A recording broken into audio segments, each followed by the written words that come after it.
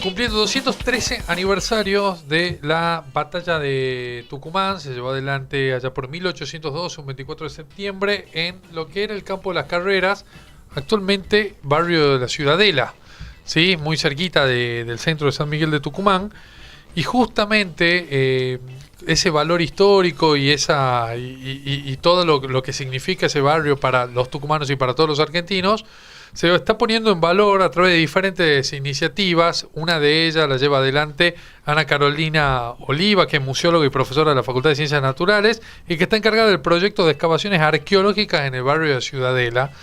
O al menos así me llega acá según el machete. De todos modos, si hay algo que corregir, lo hará ella misma, porque la tenemos acá sentada con nosotros en el estudio de la Tucumana de Tarde. ¿Qué tal? Bienvenida. Hola, buenas tardes, chicos. ¿Cómo están? Espero que todo lindo. Nosotros bien, ¿vos? Bien, un poco cansada. Han sido unas jornadas bastante movidas, las últimas, pero bueno, con mucha alegría. Bien, bueno, nos decías que hay un proyecto para jerarquizar al barrio como un museo a cielo abierto, ¿no? Sí, exactamente. Bueno, a principios de este año, a través de una iniciativa de la legislatura de Tucumán, trabajando con el legislador Hugo Ledesma, la Municipalidad de San Miguel de Tucumán y la Universidad Nacional de Tucumán, a través de la Facultad de Ciencias Naturales, de la cual soy docente, se comenzó a trabajar justamente con la puesta en valor y musealización del barrio Ciudadela. Por el potencial que tiene el barrio en sí mismo. Es uno de los barrios que creo que tiene una historia que, me atrevo a decir, ningún otro barrio del país la tiene. Entonces hay que aprovechar y explotar eso y trabajarlo justamente desde un concepto de museo a cielo abierto, innovador, que trasciende lo que son las 4 paredes de un museo e interpretarlo como un territorio. ¿Qué significa esto? ¿Por qué es uno de los barrios con un valor histórico que no tiene ningún otro en la Argentina? Y porque difícilmente en otro barrio del país se haya librado una de las batallas más trascendentales de la historia argentina, que es justamente donde se frenó la avanzada realista. Y bueno, también después de esta gran gesta histórica, se asentó un barrio obrero, trabajador, donde tenía el núcleo del mercado de abasto, donde tenés también el núcleo de las ciencias naturales, porque ahí estaba la casa del doctor Miguelillo. Bueno, también todo lo que tiene que ver con la memoria, la identidad barrial. Entonces yo creo que convergen como muchos aristas ahí.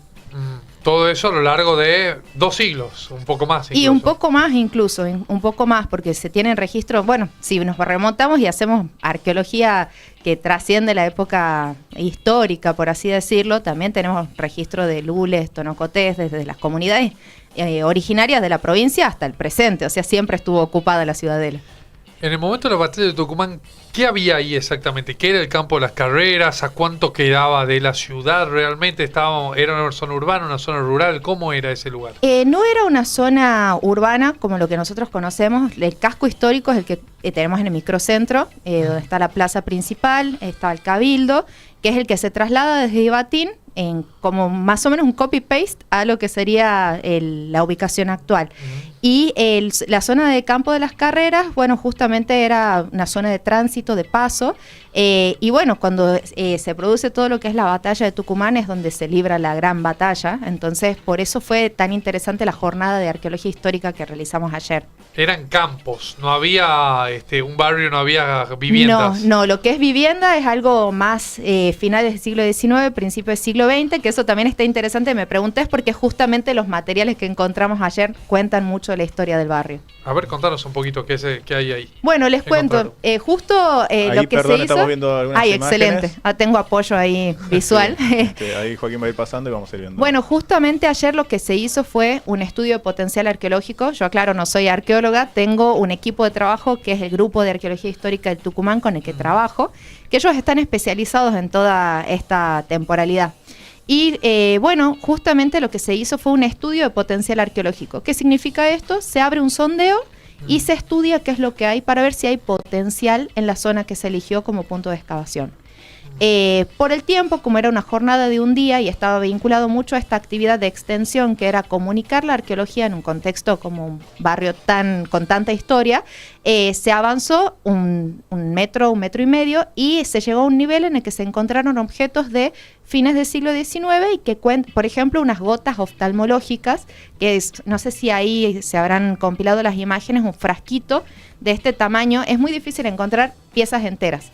Claro. Y de esta excavación salió una pieza entera. Miren, ahí tienen una imagen de justo Alexis Weber, él es uno de los arqueólogos que estuvo trabajando. Consulta paréntesis, ¿dónde hicieron ese pozo? En la Plaza Ciudadela, que está en el ex asentamiento que antes los tucumanos deben Sí. conocer como Triángulo, Sí, a sí, una sí. cuadra de la cancha de San Martín. Sí, que es una placita que todavía tiene en una esquina una casa, ¿no? Una vivienda. Exactamente, exactamente ahí. ¿Por qué elegimos ese lugar? Porque, bueno, no íbamos a intervenir una plaza recién inaugurada ni una obra que está 0 kilómetros, porque sería dañar un poco lo que es Sí. Sí. la infraestructura, sino que se tomó como referencia una plaza que aún no se intervino para hacer este primer sondeo.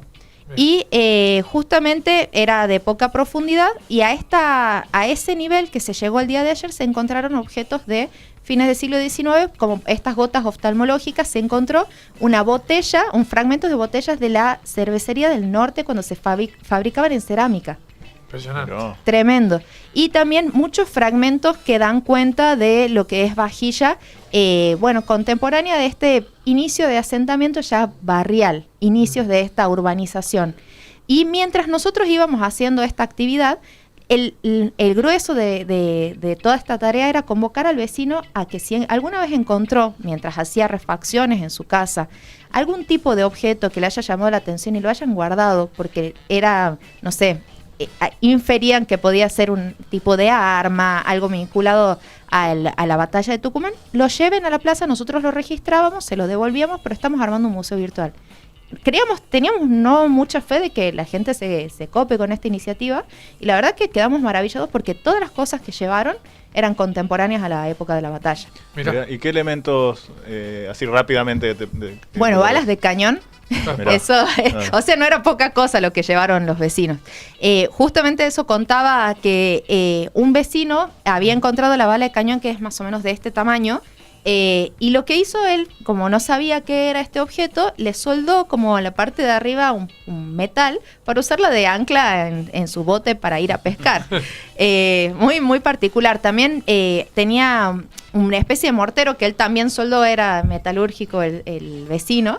Y era la parte de atrás del cañón, o sea, es muy loco, y lo usaba de mortero con la bala. Era una locura. También una empuñadura de un sable, la punta de un florete, de esas armas que son como si fuesen las Sí. espadas de esgrima, Sí.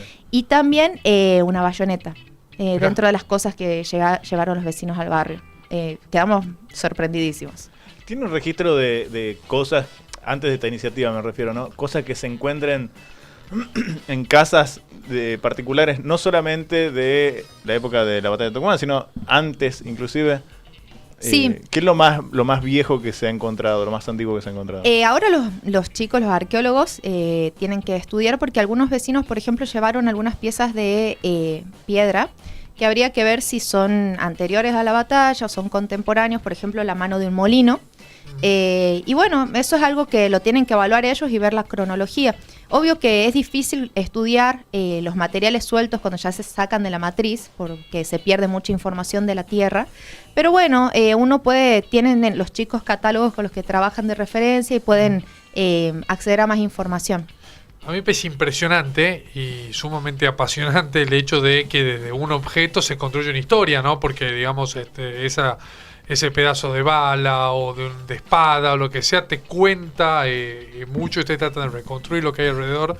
Me decís, la tierra se pierde información porque desde ahí se puede saber con más exactitud la antigüedad del objeto. Sí, ¿Es por eso? muchas veces sí, muchas veces, no sé, en otros contextos arqueológicos, esto lo hablo desde Sí. alguien que tiene amigos y colegas que son arqueólogos, no desde el punto de vista especialista, pero muchas veces si se quieren hacer estudios gastronómicos, de salud, de distintas variables, a veces están asociados al contexto, al sedimento que está el objeto inmerso.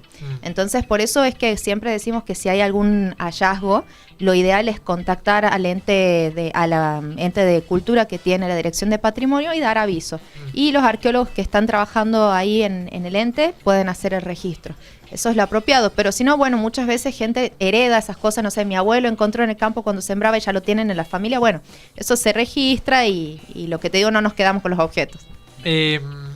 También consultarte, digamos, esto por ahí es más para un arqueólogo, pero justamente por el contacto que tenés y podés haberlo descubierto, ¿cómo saber que eso que te traen tiene que ver con la batalla y no con otra cosa que nada tenga que ver también. Sí, bueno, justamente esto que te comentaba de los catálogos de referencia, los chicos más o menos tienen, no sé si hay algunas imágenes, pero tenían, por ejemplo, exhibidos ayer, porque hicimos una jornada de extensión muy linda para la gente, Sí. un catálogo de monedas, por ejemplo. Si te traen una moneda, vos podés saber a qué periodo pertenece.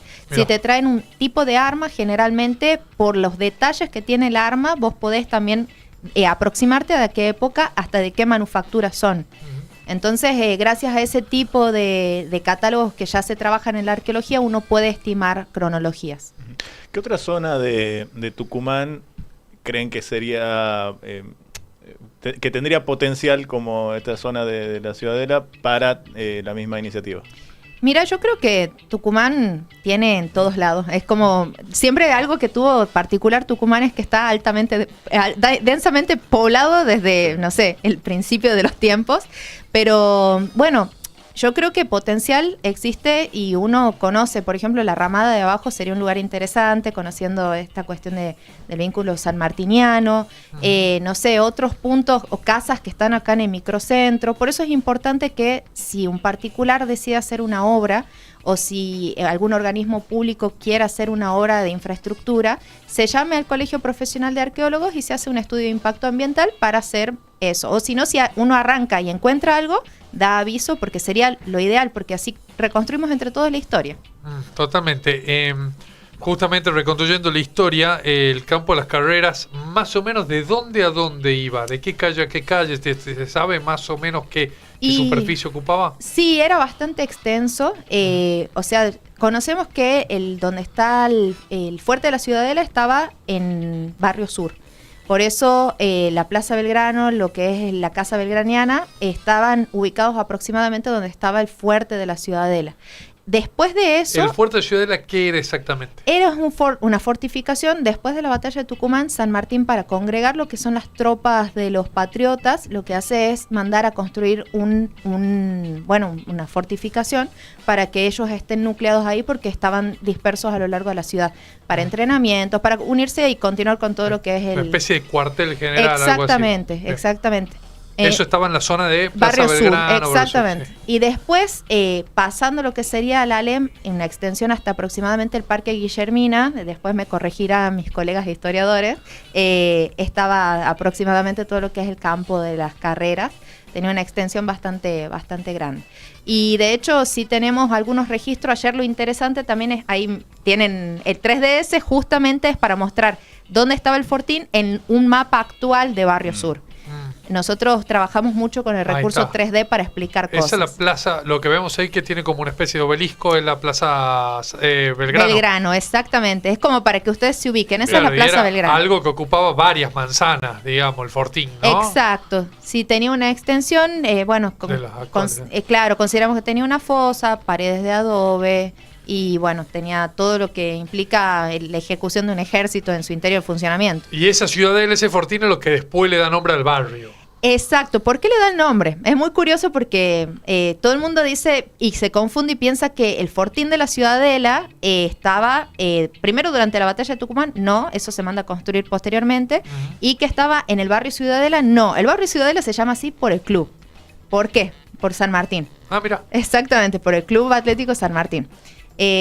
Porque antes la primera fundación del club era justamente en Barrio Sur. Sí. Claro. Entonces cuando en Plaza San Martín, a metro de Plaza San Martín. Y claro, y estaba en la extensión de lo que es el fortín de la Ciudadela. Claro. Entonces ellos entrenaban ahí, ya se conocía, digamos, que era el ex fortín de la Ciudadela. El club toma como referencia esta identidad, y cuando se mudan para lo que es el emplazamiento actual, ya va consigo el nombre de Ciudadela. Y el barrio toma también el nombre Esa parte la desconocía, no sabía que el club le había dado nombre al barrio, digamos. Y un poco sí. Mirá, sí. Sí. De hecho, la primera cancha de San Martín estaba prácticamente a la vuelta de la Plaza San Martín. O sea, la primera cancha en realidad era donde hoy está el Hospital de Niños. En esa manzana era una plaza, se llama Plaza de los Burros, porque iban los burros a pastar. Y ahí era un baldío. Y después le podrían poner Plaza de los Burros. ¿Ustedes conocen la pizzería Pipa, por ejemplo? Sí, claro. En esa manzana que está ahora a la par tiene un pasaje. Sí. Esa manzana que no tenía un pasaje, tuvo San Martín su primer terreno propio. Claro. Que fue un estadio de verdad, con tribunas y todo, que funcionó 5 o 6 años y San Martín entró en una especie de crisis económica. Vendió, primero, hicieron el pasaje, una idea genial de los dirigentes, lotearon, vendieron, como en vez de vender un terreno, vendieron 20, Claro. y con eso pagaron deuda y compraron el terreno de la actual cancha. Mirá. Claro. O sea, hicieron una masterclass financiera y lograron salvar al club, sanearlo económicamente, pero era ahí en Barrio Sur. Y por eso es que tiene o sea, es como muy loco cuando vos te pones a hacer la relación, incluso si esa lo es ves la ahí. vuelta de la Plaza Belgrano, Sí. realmente donde estaba la primera cancha propia de San Martín, que no era ese baldío de la Plaza de los Burros, sino una muy cerquita también, ¿no? Exacto. Y por eso cuando vieron recién el mapita, veían la cercanía, ahí viste vos el obelisco de la plaza de Belgrano, todo, y ahí estaba el Fortín Claro, inserto. sí. Claro.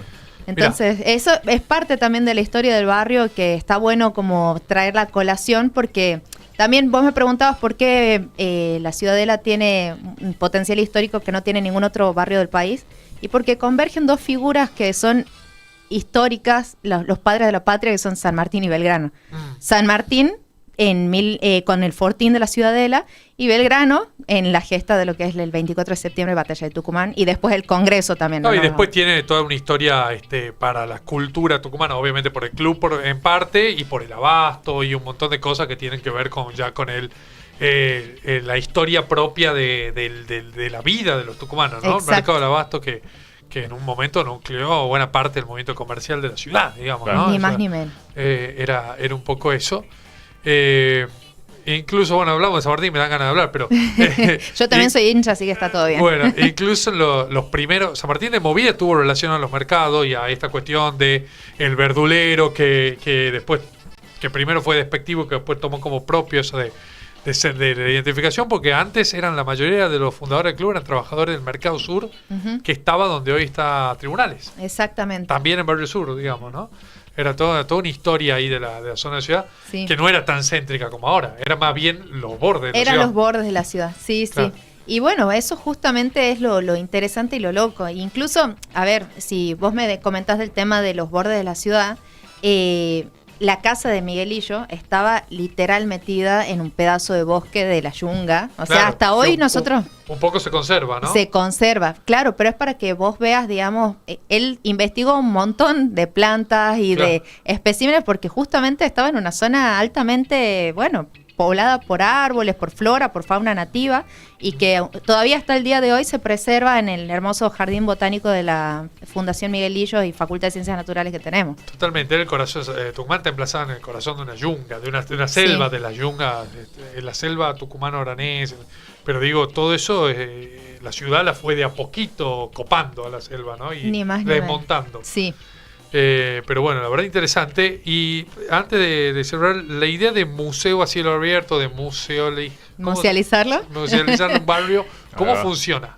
Bueno, justamente nosotros estamos trabajando mucho sobre una línea de museos que van más allá del contenedor. O sea, ya hablar de museos de 4 paredes hoy por hoy es un poco obsoleto. ¿Por qué? Porque por un lado el museo de 4 paredes, o sea, no estoy haciendo tampoco una crítica negativa, de hecho trabajo en museos de 4 paredes, pero lo innovador hoy por hoy es interpretar al museo en un territorio.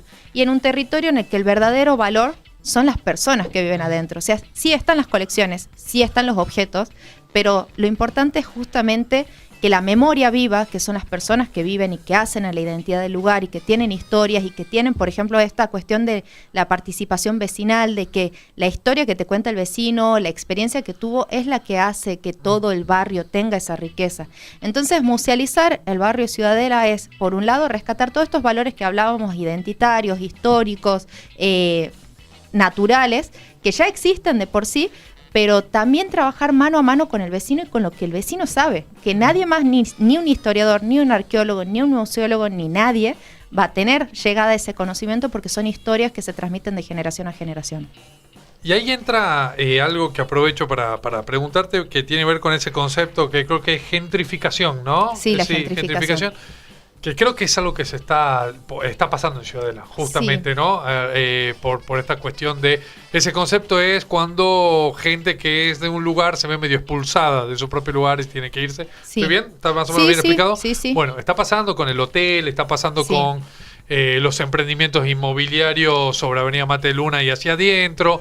Digo, está perdiéndose justamente la gente que siempre históricamente vive en Ciudadela. Exacto. También por la salida del abasto, mucha gente que era trabajadora del abasto y bueno, hace muchos años que el mercado no está y ya no tiene tantos motivos para quedarse en el barrio. Sí. Todo eso va pasando y justamente ahí se pierde esto que vos decís, que es el museo a cielo abierto con la gente propia del lugar. Exactamente. Bueno, me copa mucho esa pregunta que estás haciendo porque uno de los lemas del ICOM, que es el Consejo Internacional de Museos que trabaja a nivel mundial, son los desafíos en sociedades de permanente cambio. Y dentro de esos permanentes cambios está el proceso de gentrificación, que es justamente cuando se expulsa a la gente que está en contextos históricos, porque están estos me da gracia porque está, por ejemplo, el típico café de boutique, que ahora dicen mucho, que se pierde, por ejemplo, el concepto de bodegón, de ir al barrio a, no sé, a comerte un sándwich de milanesa en el Potente, ¿me entendés? Y te vas, no sé, a tomar un café de autor, que no yo consumo café de autor, no voy a decir que no,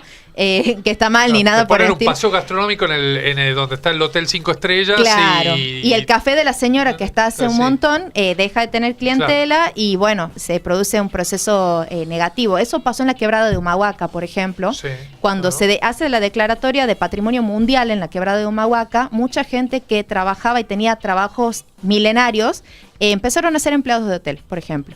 Y eso es algo que atenta mucho contra la identidad de lo que es el barrio y el pasado y la memoria presente, digamos. Entonces, por eso es importante cuando uno hace activaciones culturales y pone en valor un barrio, que no se tienda a expulsar al vecino en el proceso. Hay que integrarlo. Pero ¿cómo se integra? Escuchándolo. Sin una escucha activa de parte de tanto nosotros como los profesionales, como de la gente que está a cargo de las gestiones de infraestructura pública y la planificación, es imposible que no atentemos contra esa misma historia. No hay que expulsar a la gente que vive ahí. Hay que hacer lo contrario. Hay que hacer que ellos vean el potencial y ellos mismos lo trabajen. Al mismo tiempo parece como a veces un proceso imparable, como nadar contra el corriente, casi imposible de frenar, ¿no? Y es parte de los procesos de globalización. Creo que esta misma discusión que nosotros estamos teniendo hoy acá en Tucumán se la tiene en todo el mundo. Un ejemplo claro de un barrio que tiene potencial museal y que se está gentrificando es Caminito, La Boca. La Boca o San Telmo. Ahora creo que estaba pasando con... Barracas, creo, ¿no? Claro, muchos barrios porteños que tenían esta identidad muy de bodegón, de barrio, de tango, de la gente los vecinos de años, de a poco es como que están teniendo esta problemática de la gentrificación y es porque justamente creo que hay que tener discusiones reales dentro de los mismos profesionales y también de los sectores inversores. La verdad que sí, estaría bueno. Bueno, en Ciudadela, barrio popular, dice, ¿no? Diga, Franco. No, quería hacer una pregunta, no recuerdo ya si lo dijo en otro pasaje de la nota, pero preguntar, estos objetos, no lo que acercan los vecinos, sino lo que se encontraron en las excavaciones, dónde se preservan, en qué lugar están reservados, si eso se va a exponer y qué tratamiento van a recibir, cómo es el proceso una vez que se encuentran estos. Bueno, a partir de ahora se tendrán que estudiar esos elementos, eso lleva tiempo, eso ya queda de mano de los arqueólogos y nosotros en paralelo, a medida que se iba haciendo la actividad, teníamos una estación de registro. ¿Qué significa esto? Estábamos haciendo relevamiento 3D de cada una de las piezas, tanto de que nos llevaban los vecinos como las que aparecían. ¿Por qué? Porque la intención de esto es, hoy por hoy no tenemos un museo puertas cerradas, con colección estable, pero podemos construir un museo virtual para que tanto, no sé, las docentes, los vecinos del barrio, la gente que quiera conocer cómo se viene trabajando y qué cosas hay en la Ciudadela, puedan consultarlo. Nosotros estamos en una etapa inicial de este proceso, tenemos una vitrina virtual que la estamos trabajando de manera interna y dentro de poco esperamos poder, generar justamente esta plataforma virtual donde toda esta información, este contenido se pueda volcar de libre acceso. También existen programas como Wikimedia Argentina, que no sé si ustedes lo conocen, capaz que sí. Bueno, Wikimedia es un programa que está avalado por Wikipedia y trabaja justamente la construcción de enciclopedias virtuales. Y estas enciclopedias son participativas, entonces, por ejemplo, no solamente yo puedo contribuir con el conocimiento del barrio, sino también los vecinos mismos o las personas que están trabajando. Y eso va a ser a través de un convenio que tenemos que empezar a impulsarlo con Wikimedia Commons, que es, bueno, una línea mundial. Perfecto. Bueno, la verdad ha sido un gustazo. Un gusto. Muy interesante la charla y muy interesante más que la charla, el trabajo que vienen realizando. Muchas gracias. Seguramente vamos a tener nuevas oportunidades de hablar. Seguramente. Quiero agradecer a todo el equipo que trabajó. Eso sí, aprovecho cada vez que puedo, porque fueron 20 estudiantes que para carreras chicas como arqueología y museología son, la verdad, excepcionales, una excelente práctica. A nuestras autoridades de la Facultad de Ciencias Naturales, la decana, el vicedecano, obviamente nuestro rector, y tanto a la municipalidad que se puso al hombro y acompañó 100% la actividad, como a la legislatura con Miguel Acevedo y, bueno, el legislador Hugo Ledesma, que nos acompañaron todo el tiempo. Muchas gracias. Gracias a ustedes, chicos. Pasó por la Tucumana de Tarde Ana Carolina Oliva, museóloga, trabajando en el barrio histórico de la Ciudadela, en un proyecto, la verdad, por demás interesante. Música, y enseguida venimos con más de la Tucumana de Tarde. Estás en la Tucumana. Estás en la 95.9. Tu radio.